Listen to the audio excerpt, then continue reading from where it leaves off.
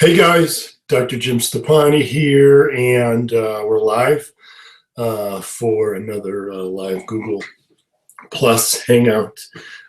So let's start diving right into the questions. I just want to thank you guys for joining, but let's jump right in here so I can try to get to as many questions as possible. As you know, I tend to go off on tangents, and an hour slips by quite fast. But I just want to again thank you guys for joining in. This is one of the events every week that I really look forward to, because it's just another way to reach out to you guys. I just want to say, for those of you who are watching that, I do now have Snapchat, so it's just at Jim Stoppani, just like my Twitter, just like my Instagram.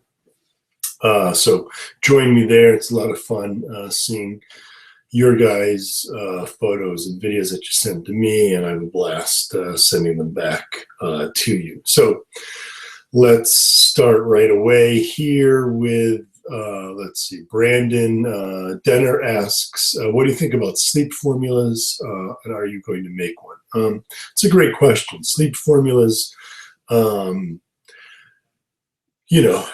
sleep is critical. We're only beginning to just understand why sleep is so important. I do want to say that I have a ZMA product now, ZMA, which is zinc and magnesium. The magnesium can help with increased sleep quality. So technically, it could be sort of thought of as a sleep agent, ZMA. But really, ZMA to me is not as a sleep aid. It's really about getting zinc and magnesium in the best form at the best times. And it works with my VitaGym.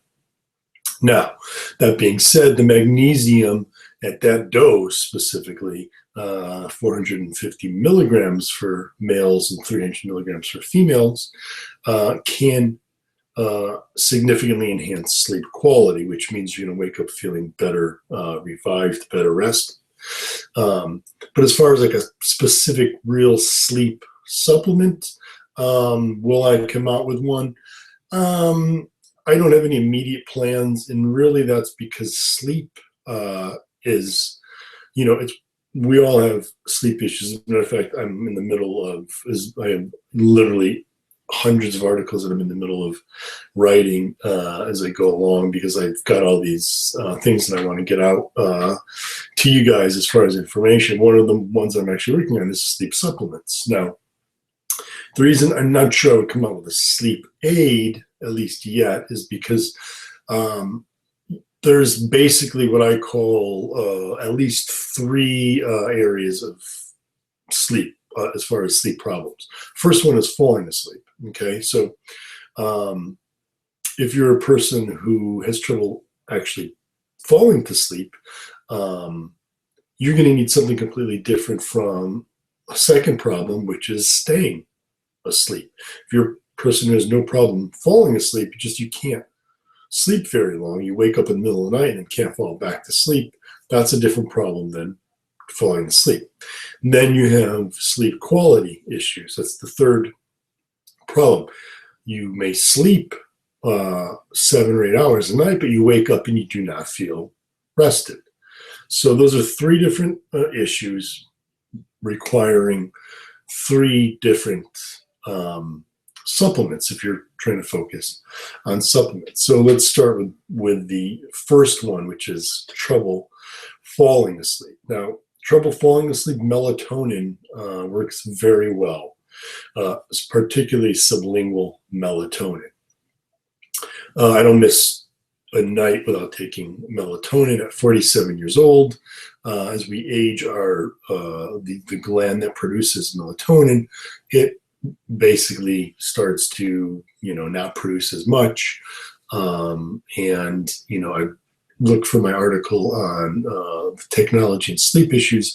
When we have that sort of blue light from our laptops or our iPads or other tablets or our phones, our smartphones, that blue light in our face right before we go to bed can really disturb your ability to fall asleep because it prevents melatonin from being released. And then, like I said, as we age, our body stops producing it as much as it used to. It's just harder for it to produce enough for you to really feel like you fall asleep. So I regularly take, literally every single night, take melatonin, but I use a sublingual melatonin. Sublingual melatonin means it goes in your mouth, under your tongue. It's A, the benefit there is it's faster acting. B, it doesn't have to go through your digestive system.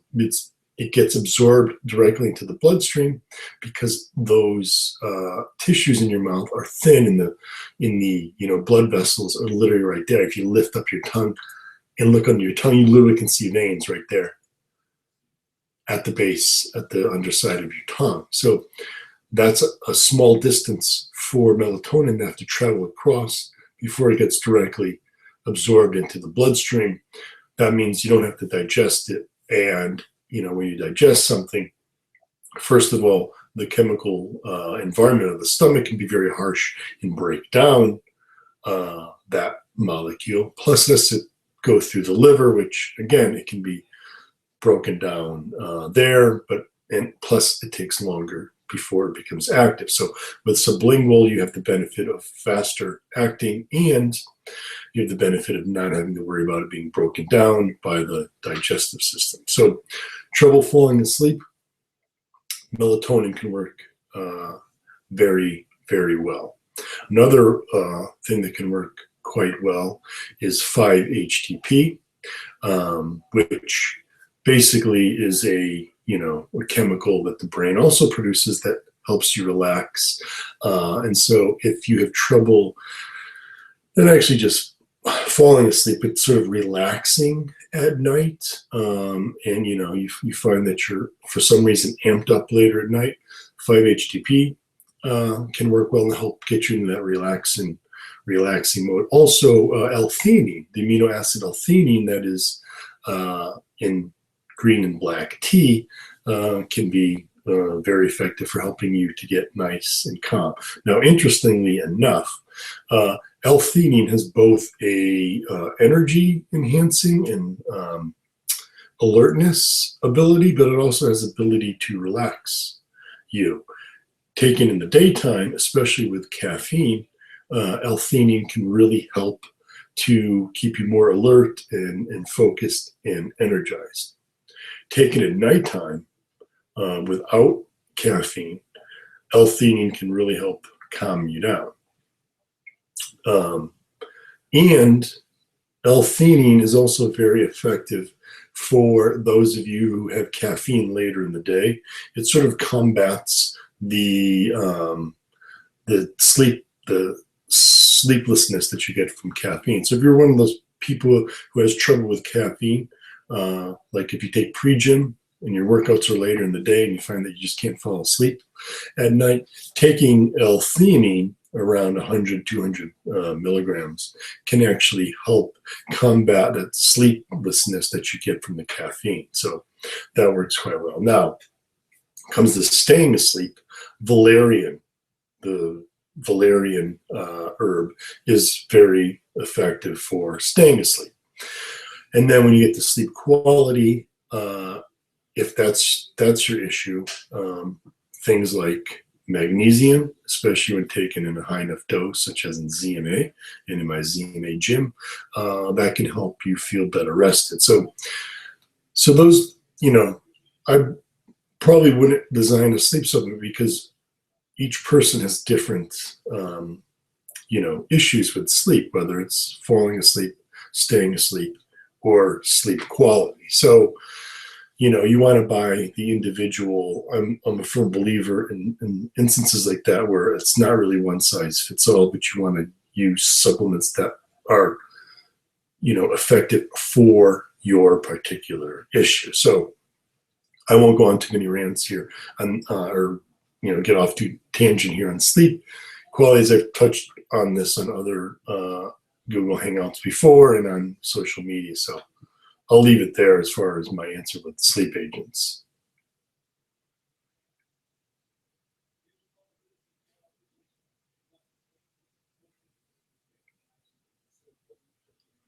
Here's a question from Rob Hansen on ectomorphs. So,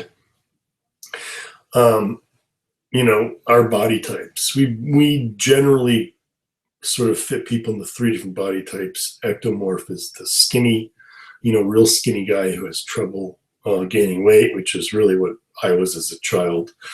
Your mesomorph is a guy who has more muscle naturally, very lean, but muscular. And then you have your endomorph, which tends to be the person who carries more body fat and is overweight. There's not a lot of real hard science to support those 3 body types, or that they need different diets or training programs.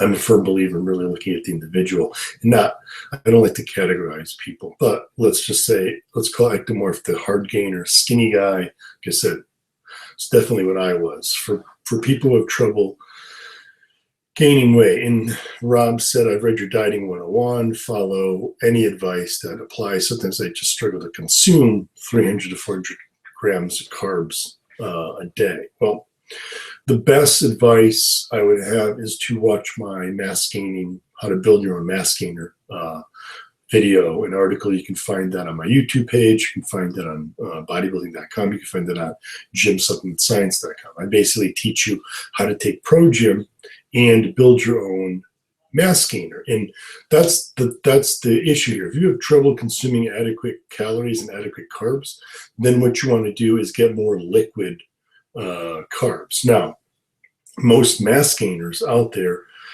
simply are protein, and with all the talk about protein spiking these days, if you think true protein powders have issues with spiking, you should see the freaking mass gainers. They're a disaster. So I really would not recommend using any of the commercial mass gainers. In fact, I am building my own mass gainer as we speak. Some of you have seen my video that I just posted where I'm actually testing the s'mores flavor today. I also was testing vanilla, the other flavor. There'll also be a chocolate cookie crunch. I'm trying to really perfect those flavors and perfect the formula, but my mass gainer will be the Pro Gym protein, same protein source, non-proprietary. It's not spiked, but also with very, very slow digesting or low glycemic index carbs. Now, the problem with mass gainers, besides the protein spiking and just lying with how much protein is on the label, is the carb source. Typically, it's literally just sugar thrown in there, tons and tons of sugar. Now, for a skinny guy, drinking a ton of sugar, not such a bad thing as far as gaining body fat. That's really not an issue because you can't, when you're that skinny, it's hard to gain any weight. But consuming that much sugar just throughout the day really doesn't fit well with health. The health, it could lead to type 2 diabetes. So you definitely don't want to be pounding mass gainer that's all sugar. And by sugars, I'm not just talking about dextrose or sucrose, but I'm talking about things like maltodextrin. If you look at most mass gainers, the first ingredient you'll see listed on the ingredients list when you look down under the supplement facts panel is maltodextrin. You'll see that even before the protein. And the ingredients listing goes by the weight of each ingredient. So if maltodextrin is first, that means there's more maltodextrin in that product than anything else in the product. So that's a ton of sugar. Now, maltodextrin is one of those, tricks that supplement companies use so that they don't have to list sugar on the label, because maltodextrin is really a complex carb, but it's a complex carb that is very fast digesting, very high glycemic. So even though it's a complex carb and they don't have to list it as a sugar on the label, it acts just like sugar because it literally gets broken down into dextrose immediately when you consume it. So it's really a sugar. So you're basically consuming sugar even though they don't have to list it on the label. Just another one of those tricks to pulling over on the consumer, and something that really, really infuriates me when we play games with people's health and just their macros and just lie to them. It's one of the issues I have with many supplement manufacturers today. And that, supplements, the supplement industry was built on innovation, science, and helping people really push the envelope on their performance and their health. And here's supplement companies lying and stealing from consumers and tricking them into consuming products that not only don't have the ingredients that were listed, but can actually harm their health. It's really unthinkable to me that any supplement company would put dollars over individuals' health. So watch out for those mass gainers. That's why I'm building my own mass gainer for that very reason. But in the meantime, I show you guys how to build your own mass gainer. For someone who cannot gain weight, that's the best thing is to drink your calories. Research shows that drinking allows you to consume more calories without feeling fuller than chewing. And that's one of the, going on the flip side, for someone who has trouble losing weight, they'll ask me about juicing like vegetables and whatnot. And it's like, that's the worst thing you can do, because now you're getting, it's not a lot of calories and carbs, but you're drinking those nutrients, not chewing them. So chewing them, eating actual broccoli is going to help you feel fuller. Eating a piece of fruit, eating, whatever the vegetable is going to help you feel fuller, but also provide you more fiber than just drinking it. So for those ectomorphs, for those hard gainers, people who just can't gain weight, the best thing you can do is to start drinking your extra calories, and either drink them between meals, or if you find that makes you too full when you have them between meals and you can't really eat a lot at the next meal, then sort of drink them with the meal. So you have a regular whole food meal, and then you drink your homemade mass gainer, or when I have the mass gainer, you drink it along with your meal, and that'll help you get in the extra calories and extra carbs to help you build that muscle, help you gain weight.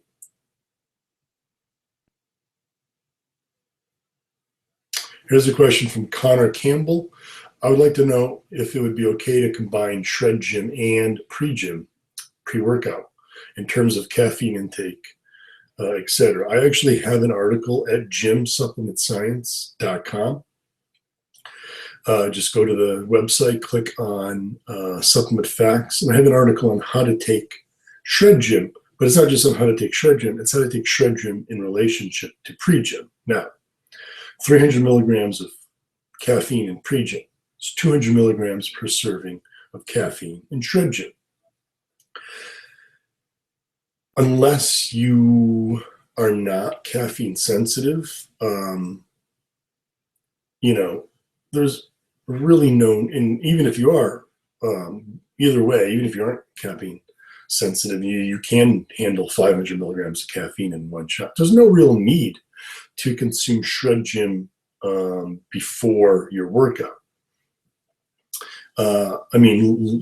If you want a huge kick in the pants, if you will, then you certainly can add it.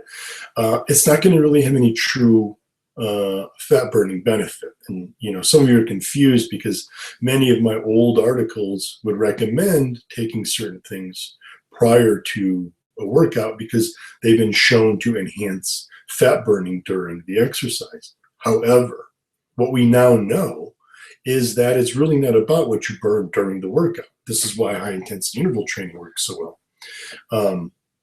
High intensity interval training, you're really focusing on burning carbs because it's so intense. It's after the workout that really matters with the calorie and fat burning. So taking a supplement like green tea and caffeine, even though it can help mobilize more fat and help you use more fat during the workout, it doesn't really matter. In fact, it's, what the science is now showing is that it's better to, focus on the workout and then take something like shred gym later when you're not working out to the rest of the day to really help boost the amount of fat that you're burning and the amount of calories you're burning. That's going to keep your metabolism elevated when you're just sitting around like we're doing right now on the computer for this Google Hangouts. So don't waste Shred Gym by taking it along with pre-gym. Pre-gym is going to give you all you need. And, you know, even those people who say, well, I've been taking pre-gym for quite a while and I'm sort of, you know, getting, you know, used to it, doesn't give me the same kick in the pants. But remember, I didn't put caffeine in pre-gym to really give you that, you know, crazy, cracked out feeling.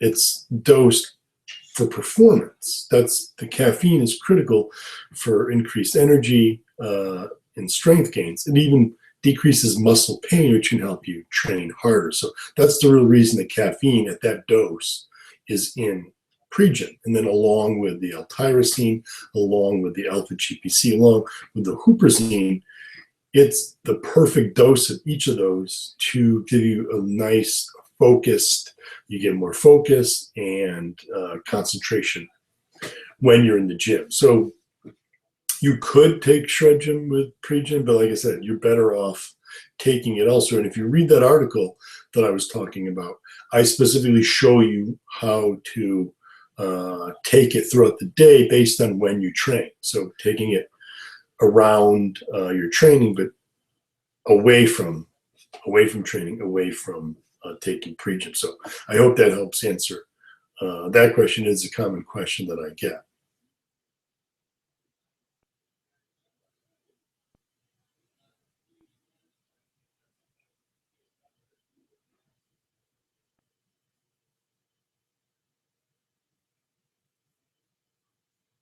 Here's a question from Rupender Mehra. Sorry if I'm butchering your name.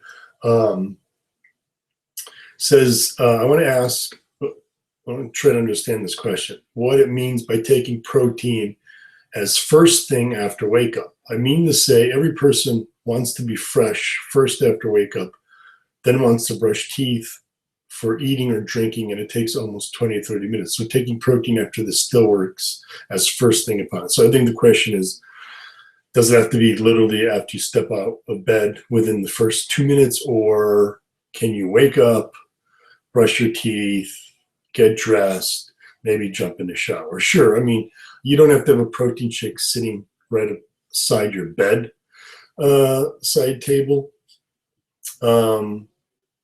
You know, but I would recommend for someone who is a hard gainer to try to consume protein shake like Pro-Gym as close to waking up as possible, along with your breakfast. You can either have them together, or you can have your protein shake and then have your whole food, you know, your eggs and oatmeal, whatever it is that you have for breakfast, you know, 30 minutes, 60 minutes after the protein shake. It's up to you, but I guarantee you, for ectomorphs, for those hard gainers, those who do follow those instructions that I give about having your protein shake first thing when you wake up, as well as having your protein shake right before you go to bed, makes a huge difference. And it's one of the reasons why people following my programs like Shortcut to Size literally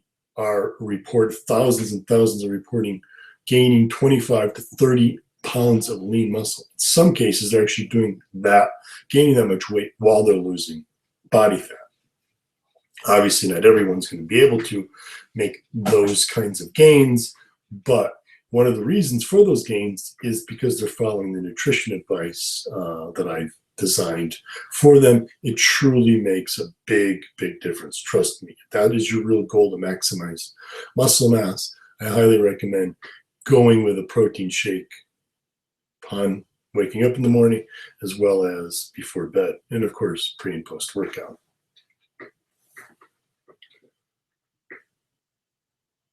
Here's one from Matthew Makenovich.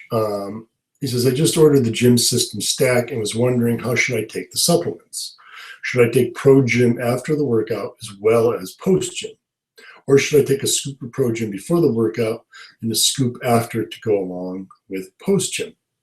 Any tips would be greatly appreciated. Thanks, Matt. Okay, Matt. So if you go to, you can see it on my YouTube page. You can also find it at JYM Supplement Science. I have a video, if you go to the video categories, under pre-gym or under even pro-gym, and I think even under post-gym, I show how I personally take pre-gym, pro-gym, and post-gym, and the way and there's a variety of ways you can do it. The way I personally do it is, and make sure you watch the video because I talk about how to mix them properly, so that you get the best results, is I take my pre-gym first, somewhere around 30, 45 minutes before I work out. I sip on it. So I'd be sitting here, if I'm going to work out, it's almost 3:30 now. If I'm going to work out at 4 o'clock, then I'd be sitting here. This is actually pre-gym, which I drink as an energy drink throughout the day. I'd be sitting here sipping on pre-gym over that course of 45, 30 minutes, slowly sipping it to allow, this is 26.5 grams of active ingredients.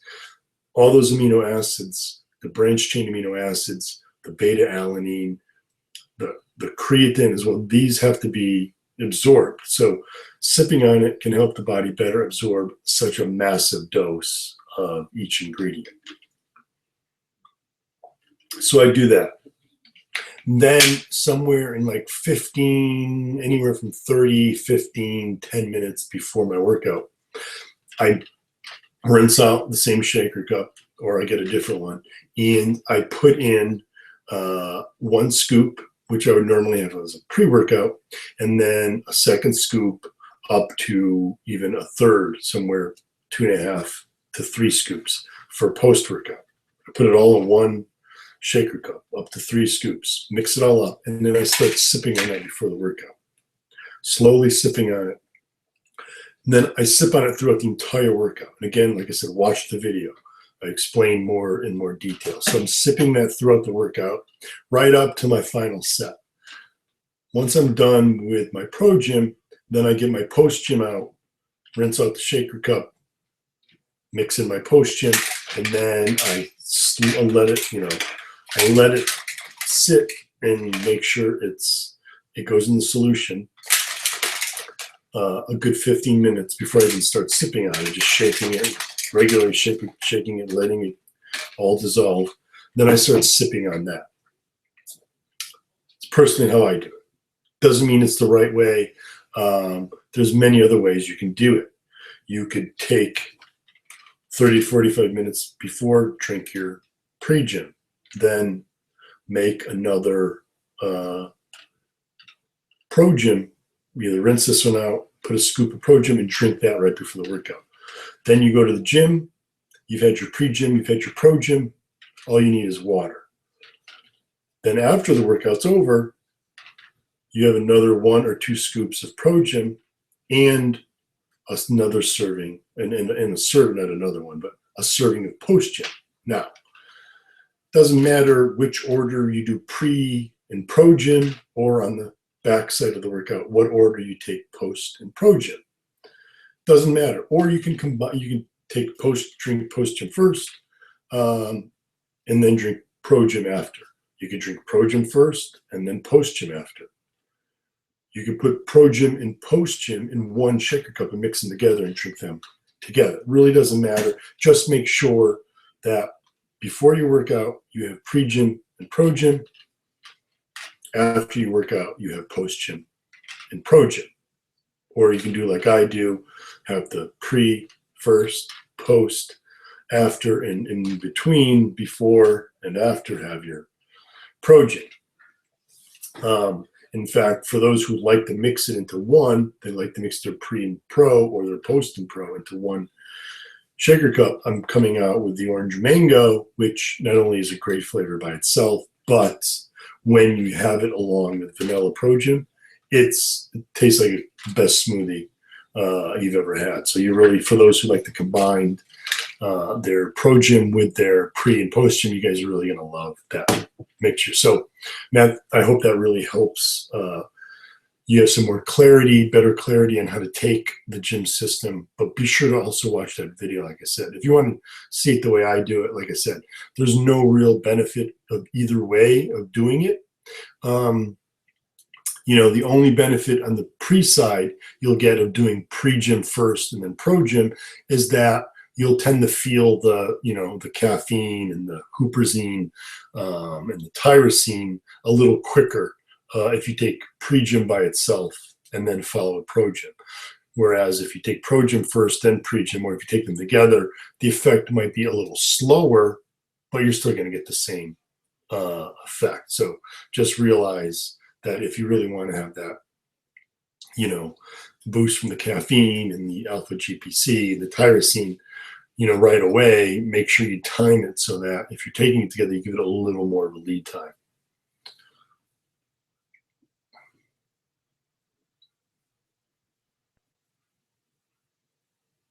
Wow, I've already done 5 questions in only half an hour. That's I think that might be a record for me. Let's see.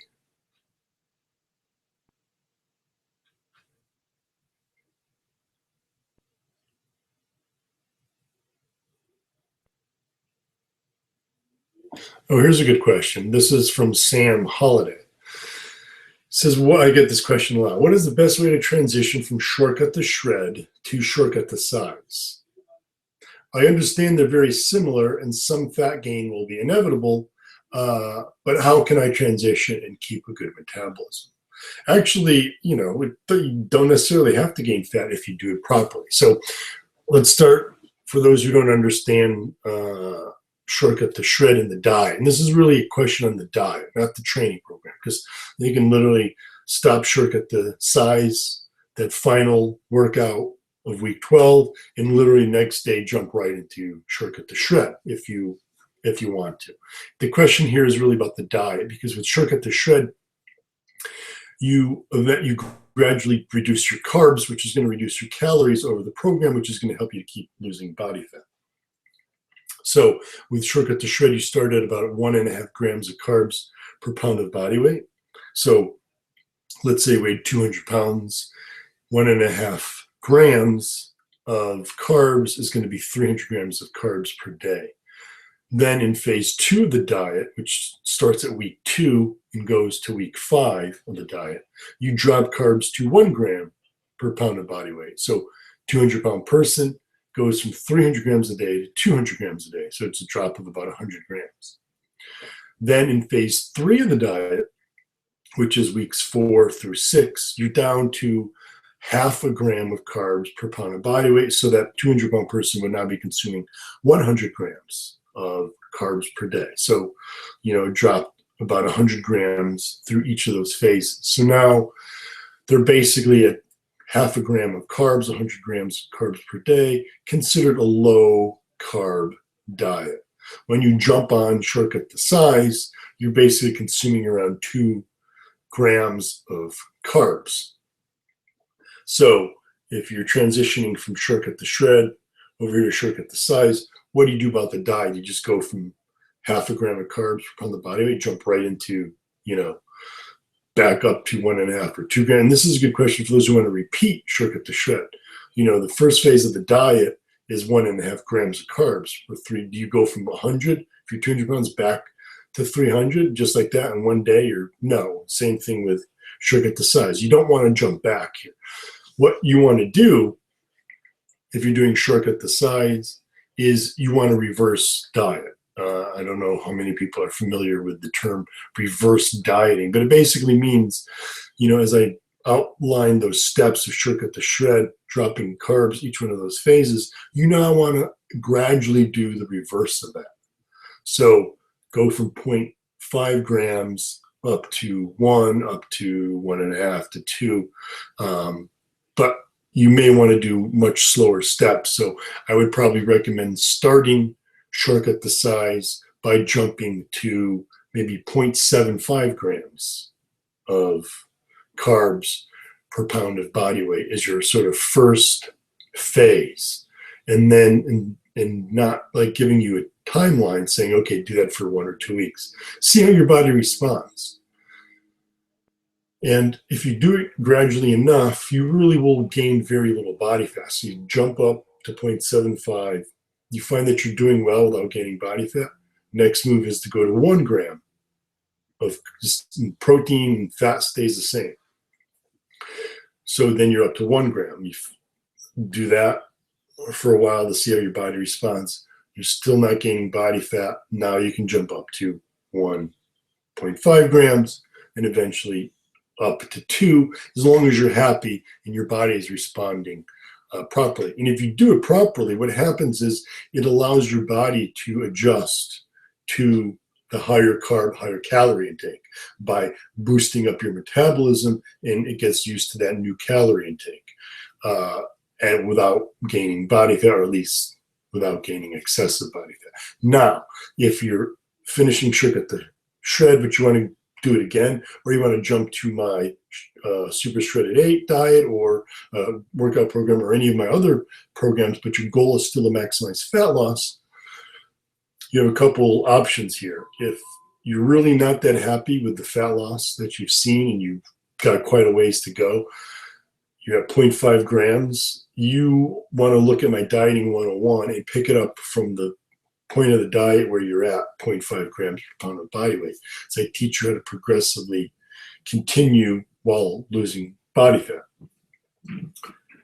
The other option is to actually reverse diet very slowly, and then once you've gotten up to a point where you are either not losing body fat or you're actually seeing some gains, then you want to start going back in the opposite direction with your carb intake. So do not just jump from a low carb intake to high. It's, your body will eventually get used to the higher, but it's because your metabolic rate is so slow, it's not going to be used to that amount of calories and carbs, and it's going to store a lot of body fat along the way. Much better option, like I said, is to do reverse dieting. And I won't go into too many details with all this stuff. So, when you get these answers, for the person who asked, or if it's just, hey, I had the same question. As you're going, the reason I use social media, I'm so active on social media, is to answer those types of questions. So if you're going along and you're having an issue and you're trying to do this reverse dieting, reach me, reach to me on Twitter, reach to me on my Instagram, reach out to me on Facebook. And now, like I said, I have Snapchat as well, which is also just at JYM Stoppani. So I'm very active because my real goal is to educate as many people as possible.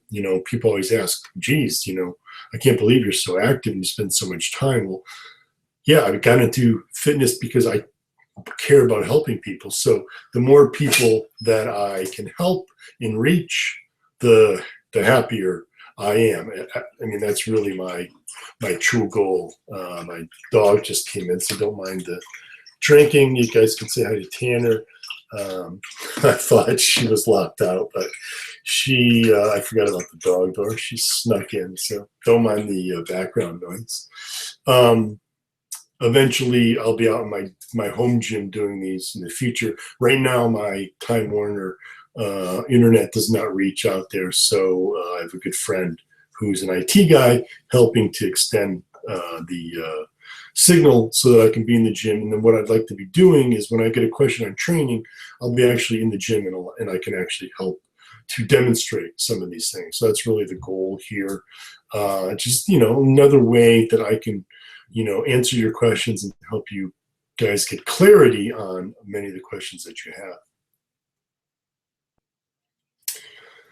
Here's one from Sarah Lashbrook. Hey, Doc, wanted to know you put in lifting belts. What is their purpose and what exercise should you wear a belt for?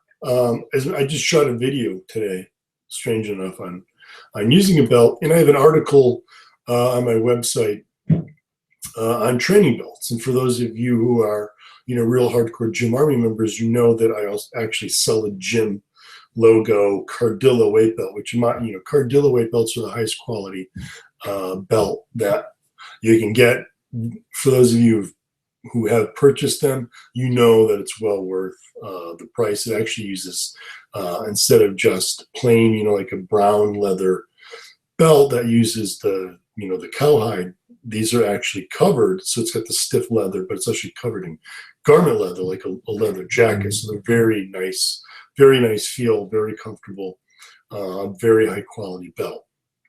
I'm a firm believer in wearing a weightlifting belt. And there's a ton of myths on weightlifting belts. And the most common one is that you hear these trainers say, you shouldn't wear a lifting belt because it's going to decrease your core strength. It's going to decrease your abdominal and your lower back muscle strength. And then you're going to be relying on a belt for all your exercise. It's, complete BS, absolute BS. Here's what the real science shows.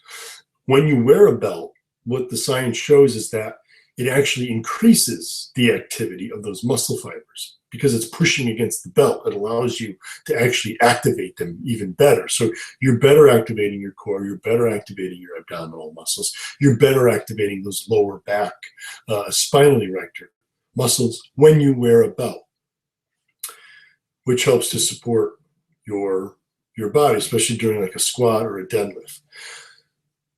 But the real critical factor of a belt is that, when you wear a belt, you do what do we call a Valsalva maneuver. And a Valsalva maneuver is basically, it's not just holding your breath, like it's basically exhaling, but not exhaling. So it's what we call a closed glottis. So you're exhaling against, your throat is actually closed. So it's that kind of thing, which we actually do when we go to the bathroom, if you will. Valsalva maneuver. What doing a Valsalva maneuver does is it increases the intra-abdominal pressure. That's the pressure inside your abdominal cavity. And if you think of it like a balloon here, if you see me from the side here, and here's my abdominal cavity, here's my spine. If you think of a balloon being here in the middle, this open abdominal cavity, filling up a balloon, which is what doing that Valsalva maneuver does. It blows up this balloon, right? As that pressure increases in the balloon, it's pushing against the spine. So it's basically supporting the spine. And if you think of it like this, here's my spine, here's the balloon. There's nice pressure here, keeping my spine from flexing forward, which is the last thing we want to do while we're doing a deadlift or a squat. Having a belt, because you now have the internal pressure from doing that Valsalva maneuver, the belt provides external pressure. So now the internal pressure you're building with the Valsalva maneuver and the external pressure from the belt, because you're pushing against that belt with your abdomen and back muscles, increases that intra-abdominal pressure and provides better support internally. It's not like a tourniquet. That's the misconception. Everybody thinks you're putting a belt on, it's like a tourniquet that's supporting your core. That's not how it works. It's creating pressure inside. It's actually creating support from the inside out. And that's really what a belt does. So I'm a firm believer in wearing a belt, especially when doing, lower body or whole body exercises, squats, deadlifts, cleans, snatches, and those sort of exercises, especially when going heavy. Other thing the research has shown, at least with warehouse workers and sort of dock workers, not weightlifters, is that when they wear a belt, they have less flexion at the spine, so less rounding of the back, and more use of the hips. So, how we say like in a deadlift, you want to bend at the hips. You don't want to bend at the spine. You want to bend at the hips. It forces people to use, a better biomechanic. So typically I would recommend wearing a belt during those, main heavy exercises, especially, like I said, lower body or whole body exercises like squats, deadlifts, cleans, power cleans, snatches, what have you, especially when you're going heavier, anything like 8 reps or less. However, if you have back injuries, and you find that wearing the belt sort of reminds you, like I said, it causes people to use less bend at the spine and more at the hips. If it sort of is like there as a reminder to bend at the hips and not from the spine, then you can wear it for the whole workout for any exercise, really. There's nothing wrong with wearing a belt, just make it uncomfortable. Now, Again, I just covered this, in my video that I shot today that'll be up soon, and I'll post next week or so. And also my article, there's two different types of belts. You have your powerlifting belt, which is literally straight, same size, front and back. And it's usually about a 4-inch thick belt. Now, for me, because I'm usually very lean year round, and I just, don't happen to have a huge space between my ribs and my hips, when I wear a standard powerlifting belt, it really digs into my ribs and my hips. It's just so uncomfortable. I can't even focus on doing the squat or doing the deadlifts. It just really digs in there and is uncomfortable. So I wear a tapered belt, or what's called an Olympic lifting belt, or you can even, people call it a bodybuilder belt. It's 4 inches in the back, but then it tapers to about 2.5, 3 inches in the front. And that's the typical belt that most of you are aware of. That's what I prefer. Like I said, it's more comfortable. However, if you find that the powerlifting belt is more comfortable and you're using it particularly for powerlifting moves, deadlifts and squats, then I would recommend sticking with the 4-inch belt all around. If not, you don't like that, then definitely use a tapered belt. And the reason it's called the Olympic belt is because with Olympic lifting, you have, it's an extreme movements when you go into a snatch or a clean, where, you're bottoming them out, what we call ass to grass type squats. It allows for a little better movement, which, typically due to the range of motion through Olympic lifting, it allows better movement, but still providing that support. So that, like I said, that's just a personal take. And then, there is the female belts. You can find 3-inch powerlifting belts or the tapered belts, which are about 3 inches in the back. And then they come to 2 inches or 1.5 inches in the front, which smaller people, even though it's called a female belt, it's really about how tall you are. So, even a shorter guy would do better with what they would call a female belt. So yes, highly recommend using belts and, better support of that spine, reduce the risk of injury, and it can actually make you stronger. As a matter of fact, I did a study on belts, at least the powerlifting belt, and found that in trained lifters, they were able to do about 10 pounds more on their max lift, their 1 RM on the squat. Not a huge difference, but it is. A difference in research also shows that better power through squats and deadlifts. But most importantly, it's just safety. It's supporting the back, preventing injuries, and for those who have back issues, is preventing further injury. So that's my spiel on belts. Like I said, look for my video to come out soon, and look for my article at JYMSupplement.com. I'll be sure to, like I said, as I talk about these articles here, I'll try to remember and post them very soon on my Facebook and my Twitter and my Instagram, so that you guys, when I say Dieting 101 or my article on belts, that you guys, remember me talking about it, and now you're going, well, where is it if I'm not a member of JYMSupplement.com? I'll put it up there so you get, so those who aren't members.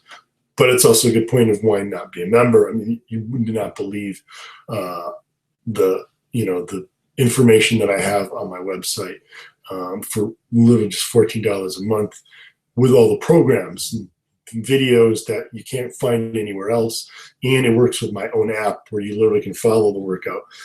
If you have a question on how to do an exercise like the Smith machine hip thrust, or toe raise, go right there and you can see me demo it. And then while you're following the programs, if you have questions, you just tweet to me, and you've got me as your personal trainer. So highly recommend for a little, like I said, $14 a month. Most people spend more than that a week on.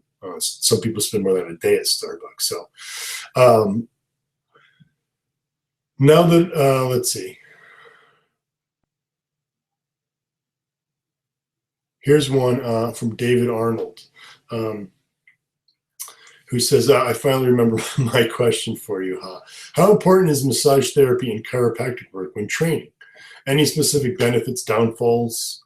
Is it effective? Do you have regular massages or get adjusted on a regular basis? No, I personally do not get adjusted or get massages on a regular basis. There's been a lot of research on recovery and massage, and there's no real hardcore answer there, no real science really showing that massage aids recovery. Definitely feels good, helps to relax you. I do get massage every once in a while when, if I do have an area that is bothering me, I will go have them work on it with sports massage, but just day to day, A, it takes a lot of time. B, there's no real clear benefit of regularly doing a massage. So, and then the same thing in chiropractic work. Look, there's a lot of good chiropractors that do some amazing work. There's also a lot of bad chiropractors out there. If you're going to get chiropractic, make sure this is a person who has a very, very good track record, many years under their belt. No pun intended, since we just talked about belts, and has worked with athletes, particularly those who train with weights. Like I said, I've seen and heard amazing stories from people who've seen specific chiropractors. Personally, and remember, for those of you who know me, I have a compression fracture in my lumbar spine from a motocross accident when I used to race motocross. So one of my lumbar vertebrae is literally pinched on one side, goes down, looks like a fish head. So, if you looked at an x-ray of a spine, each vertebrae makes a square, and there are, discs on top of that, and then another square, and that's your spine. Well, when you look at the profile of my spine, it's the one that was crushed is not a square. It's literally looks almost like a triangle sitting on the side, a rounded triangle. Actually looks like a fish head because you can see where the crack is as of a smile. There's a little hole in there as well. It looks like an eye of a fish. So I have severe back issues because of that accident. And the recommendation for me, this is back when I was 13, was to get it fused. And they also told me to stop lifting weights, which I laughed at because I've been lifting weights basically half my life by the time I was 13. And I wasn't going to listen. I knew even back then that was stupid advice. I've just had to work around it and be careful. And it causes me a lot of setbacks with my leg training because every once in a while, it's a structural defect in my spine. I'm, going to get pain. It's going to cause nerve problems, numbness in the leg, weakness in the leg. But I've worked around it, and the orthopedist that I see today is, amazed that at 47 years old, I basically froze. It caused, because of that, the shape of that spine being at a triangle, everything on top of it started to tilt. If you think about building blocks, if you put building blocks and stack them up, and one of them was, a triangle block on the side, the blocks would start to tilt. Well, in a human being, having that type of tilting over time, just gradually over the years, worsens and worsens. And pretty soon, those who don't get the spinal fusion look sort of like this. Well, I've basically, due to strength training, built an external structure to support the spine. So my soft tissue, my muscle fibers are so well developed and strengthened that they stopped the spine from continuing to lean and literally stopped it in its tracks. But because I was lifting at a very young age and continued to lift and didn't listen to these idiot doctors telling me to stop lifting, continued to lift despite that. And, so I don't go to a chiropractor. For a while I did, back when I was at Auburn University studying biomechanics. There was a chiropractor who worked with the U.S. Olympic weightlifting team, and I worked with him because that's the area he was located, and it did provide me a lot of help at the time. But again, this was one of the few chiropractors that I would trust to really mess around with my spine. So like I said, sure, chiropractic can help but make sure this is a very, very qualified individual. And the way you tell that is see who he's worked with. If he's worked with specific sport teams, he's worked with very high-level athletes, chances are he knows what he's doing. Don't just go down to the clinic down the street that say, oh, yeah, we can fix anything. Trust me, do make sure you're very, very, very careful about who you allow to adjust your spine. So that's my take on chiropractic. Here's one from Philip Zhang. What do you feel is the this will be the last question, so it's just around 4 o'clock. What do you feel is the optimal training method for strength? I've seen your 5-3-2 strength program and definitely it looks promising. However, I'm wondering, is there too little volume in the program? A few other strength programs have told to do like 9 sets of 2 reps. Okay, so my 5-3-2 program, first of all, I just want to throw this out there, is a very popular strength training program called 5-3-1. People say, isn't that, Dave Tate's program? No, 5-3-1 has been long around far before Dave or myself. It's been a very popular training program that's been used by people who want to increase strength, particularly power lifters. Many decades. So what I've done is, because we're not maxing, most of us who follow me are not going to max out, is I've done a 5-3-2, but it also uses a lot of different assistance exercises to help with muscle mass. So with 5-3-2, you basically, the first 5 weeks, you do 5x5s. So his question here, Philip's question is 5 sets of 5 enough volume, whereas some programs want you to do 9 sets of like 2 reps. Well, yes, it is. It's, volume with strength training, particularly with strength training and trying to get stronger, less is more when it comes to volume to a degree. And like I said, I have many other assistance exercises, because anyone who's following my program typically isn't going to just be competing for powerlifting. They're also want to gain some muscle strength. So the difference with my 5-3-2 is that you still have that 5x5, the 3x3, and then the 2x2 as a 10-week program progresses, but you also have a lot of assistance exercises to increase muscle mass. So that's a good one. However, shortcut to size, my shortcut to size was another good one. It uses a completely different periodized program where you're basically doing linear periodization of microcycles, doing 12 to 15 reps in week 1, then down to 9 to 11 reps per set in week 2, down to 6 to 8 reps per set in week 3, and then down to the 3 to 5 rep range in week 4. Then in week 5, you repeat back to the 12, the 15, and you do that for 3 cycles phenomenally well. So there's a, like I always say, variety rules. So there is no best strength program. And like I always say, the best program is the one you're currently not doing, which is not meaning stop the program you're doing, but when you finish with that program, move on to something different. Remember, variety really is the way to continue to progress. And that's the reason why I have so many programs on my website, all that work specifically for whatever goal you have, but also for a variety of goals. Most of my programs focus on building muscle mass while gaining strength, but you can also use it to lose body fat at the same time. So anyway, 4 o'clock, that's the hour. Love spending this hour with you guys.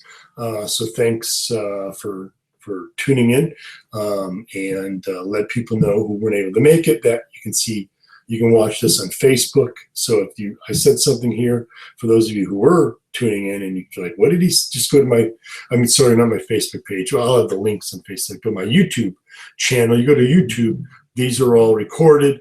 Literally, as soon as this thing's over, it'll be already up on YouTube. So let others know that, oh, you should hear what Jim was saying about belts or whatever. Go to his YouTube and watch his, Google Hangouts session 5. So again, thanks guys. Have an awesome weekend. I really appreciate all the support that everyone continues to show me. And thanks for being proud JYM members. See you guys.